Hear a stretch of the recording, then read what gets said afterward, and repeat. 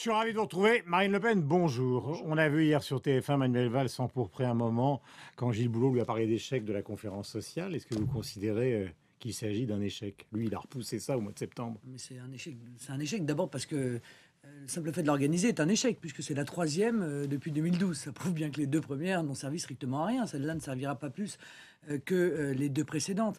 Moi, si vous voulez, j'ai l'impression, en voyant ce gouvernement, de voir un hamster qui tourne dans sa roue, quoi. Ils ont le sentiment d'avancer, mais en fait, ils avancent pas, ils font du surplace. Et pour une raison simple, c'est qu'ils passent leur vie à défaire ce qu'ils ont fait hier. Regardez, depuis le début du mandat, ça n'a pas arrêté. On donne 20 milliards aux entreprises, puis on retire 20 milliards aux entreprises, puis on donne des milliards aux entreprises.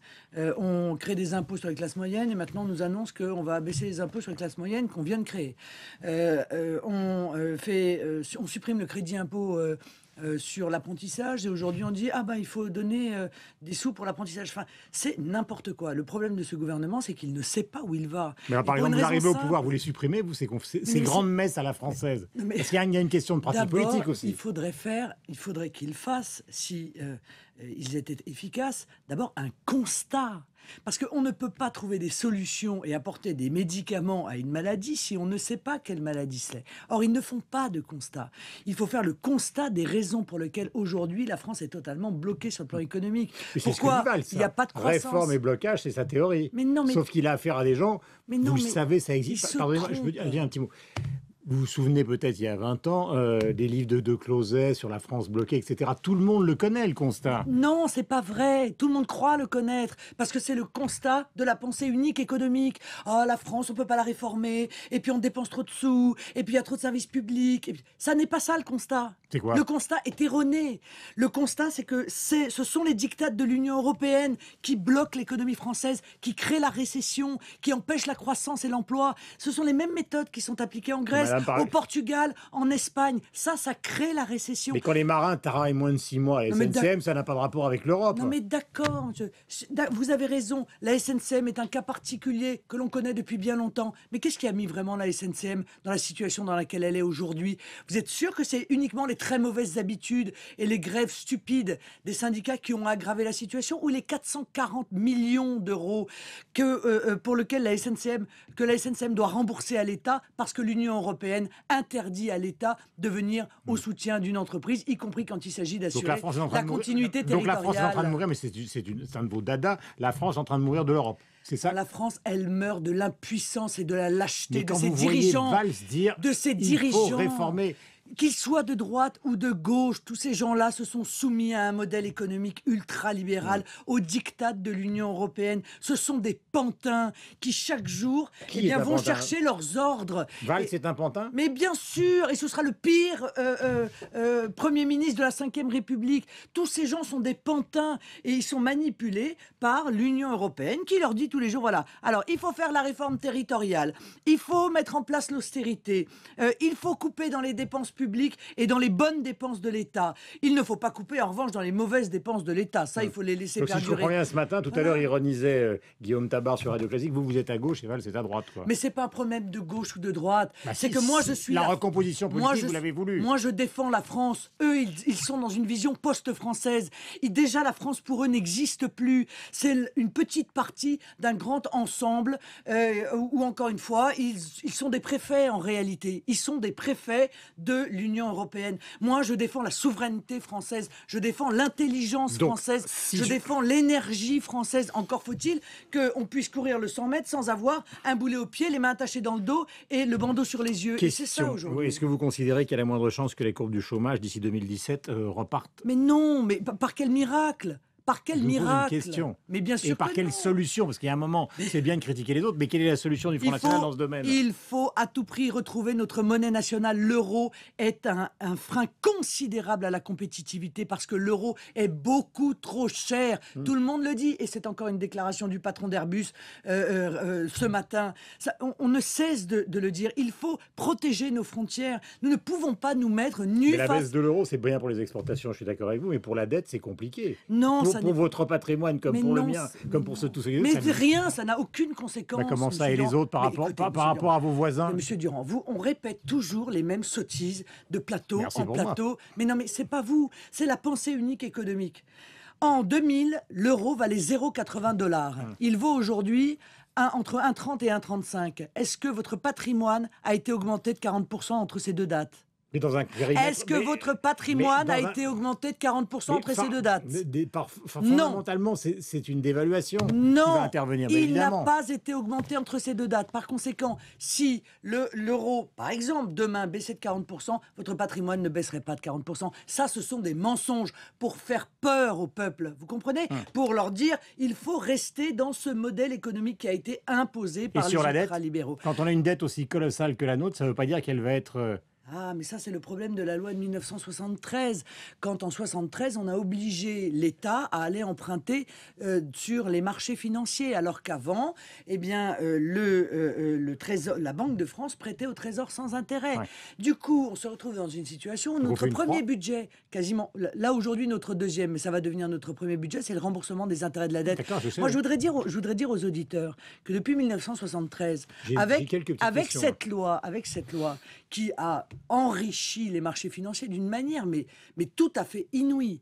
Nous avons versé 1500 milliards d'euros d'intérêts. Or, nous avons près de 2000 milliards d'euros de dettes. Ça veut dire que 3/4 de notre dette, ce sont les intérêts que nous avons versés au marché financier. Si vous voulez accéder au pouvoir, est-ce que vous faites une croix sur la dette? Il y a beaucoup de gens qui l'ont dit.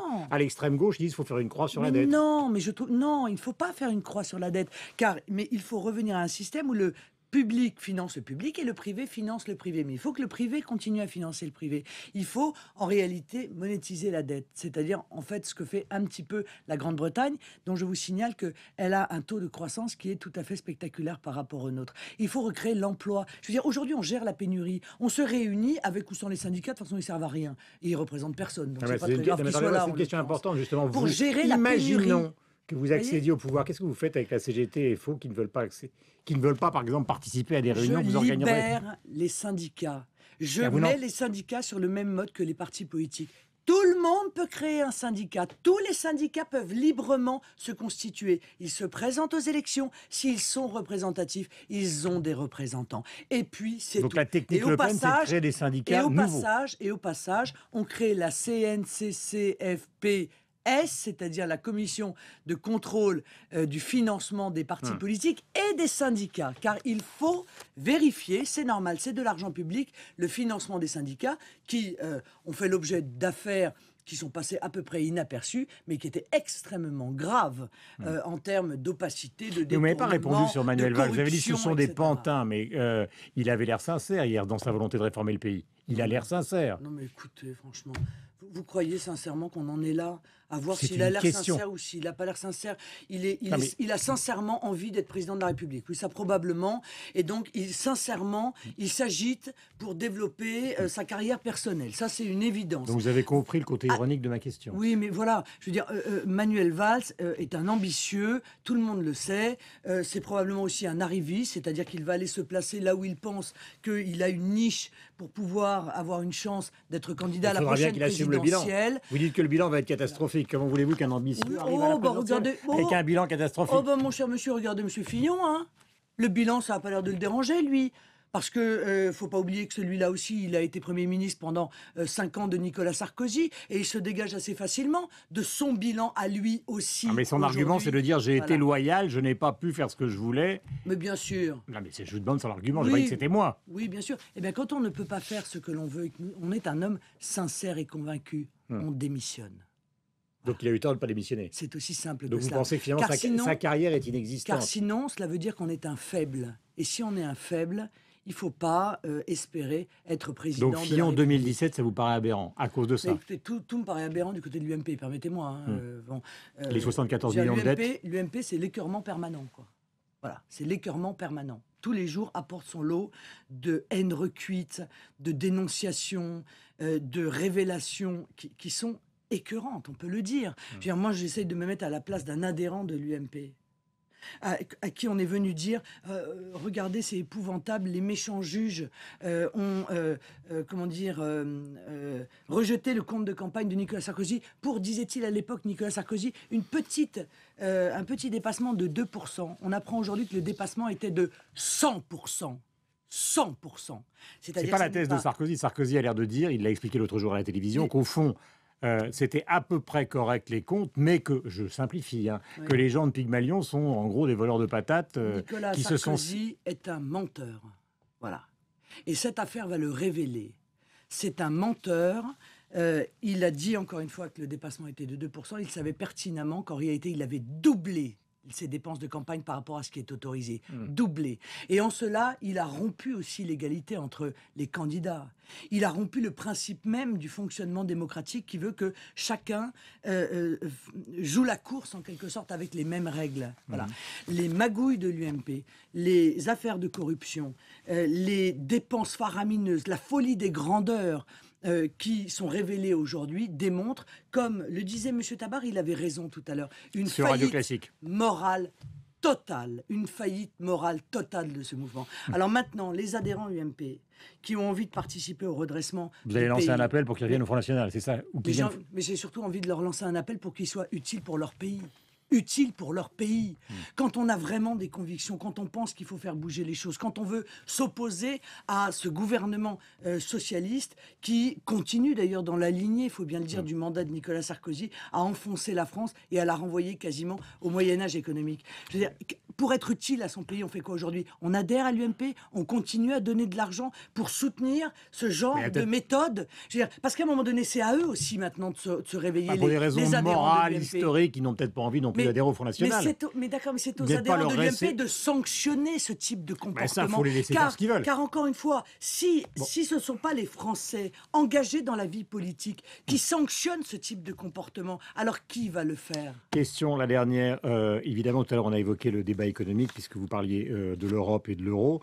Vous avez vu le match d'hier, les Allemands n'ont pas vraiment faibli. Vous vous imaginez au pouvoir, face aux Allemands, en train de leur expliquer que vous allez passer au franc, que vous allez dénoncer une partie des traités qu'on a signés tous ensemble? Ah, mais tout à fait. Vous croyez qu'ils vont l'accepter? Non, Vous mais les avez vus excusez-moi, face j'ai aux pas demandé- Brésiliens? Permettez-moi, j'ai pas l'obligation de demander l'autorisation aux Non, mais Allemands. on est dans, Parce que moi, quand on je est dans serai- une communauté Non, non, européenne. non, mais moi, quand je serai président de la République, je serai président de la République française. Donc vous leur faites D'accord un Et bras le d'honneur. mandat qu'on m'aura donné, c'est le mandat du peuple français. Mais donc, vous Et leur par faites un bras conséquent, d'honneur. Je rendrai au peuple français sa liberté et sa souveraineté pour une raison simple, c'est qu'il m'aura élu précisément pour cela.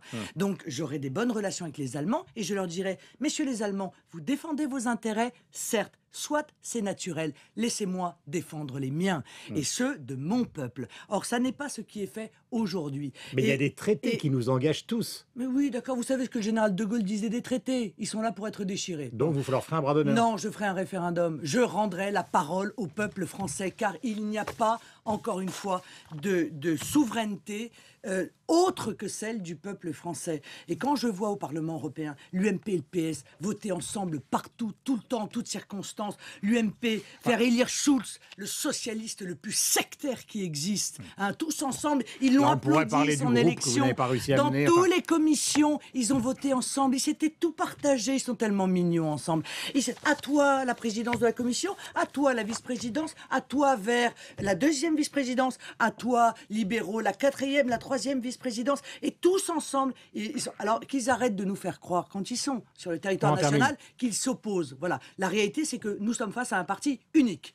UMPS, nous le disons, que les Français regardent un peu ce C'est un qui se passe refrain qu'on connaît. que les Français regardent ce qui se passe au Parlement européen. Ils vont être édifiés de voir encore une fois les UMP debout applaudir l'élection de M. Schulz à la présidence du Parlement européen, encore une fois, représentant en même temps du socialisme le plus sectaire et de l'ultralibéralisme le plus violent. Marine Le Pen, merci. Bonnes vacances. Il paraît que vous partez en vacances? Oui, enfin d'ici 10 jours. D'ici 10 jours. Bretagne? Bretagne. Il est 8h29. On va retrouver Magali et Christophe sur LCI et Sophie Paolini sur l'antenne de Radio Classique. Bonne journée.